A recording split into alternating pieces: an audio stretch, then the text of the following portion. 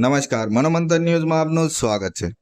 બાલાસિનોર તાલુકાના સલિયાવાડી સરપંચ રાહુલ ઝાલા સામે દુષ્કર્મનો ગુનો નોંધાયો। યુવતીને પ્રેમજાળમાં ફસાવી ફોટા વાયરલ કરવાની ધમકી આપી દુષ્કર્મ આચર્યું।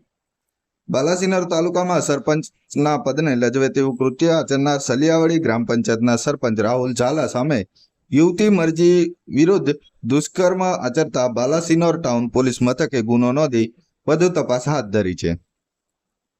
પ્રાપ્ત વિગતો અનુસાર સલિયાવાડી ગ્રામ પંચાયતમાં સરપંચ તરીકે ફરજ બજાવતા રાહુલસિંહ પ્રતાપસિંહ ઝાલા યુવતીના મોબાઈલ નંબર પર અવારનવાર ફોન કરી સંપર્ક કરી પ્રેમજાળમાં ફસાવી પોતાને વશમાં નહીં થાય તો પોતાની સાથેના અંગત પળોના પાડેલા ફોટા તથા ઉતારેલ વિડીયો વાયરલ કરવાની ધમકી આપી યુવતીને પોતાના ઘરે બોલાવી યુવતીના મરજી વિરુદ્ધ બળાત્કાર સંભોગ કરી ગુનો આચરતા યુવતી દ્વારા બાલાસિનોર ટાઉન પોલીસ દ્વારા આરોપી રાહુલસિંહ પ્રતાપસિંહ ઝાલા સામે ભારતીય ન્યાય સંહિતા કલમ નંબર 64(1) 351(1) મુજબ ફરિયાદ આપતા બાલાસિનોર ટાઉન પોલીસ સ્ટેશનના પોલીસ ઇન્સ્પેક્ટર A.N. નીનામા દ્વારા તાત્કાલિક ધોરણે આરોપી રાહુલ ઝાલાની ધરપકડ કરી કાયદેસરની કાર્યવાહી હાથ ધરી હતી।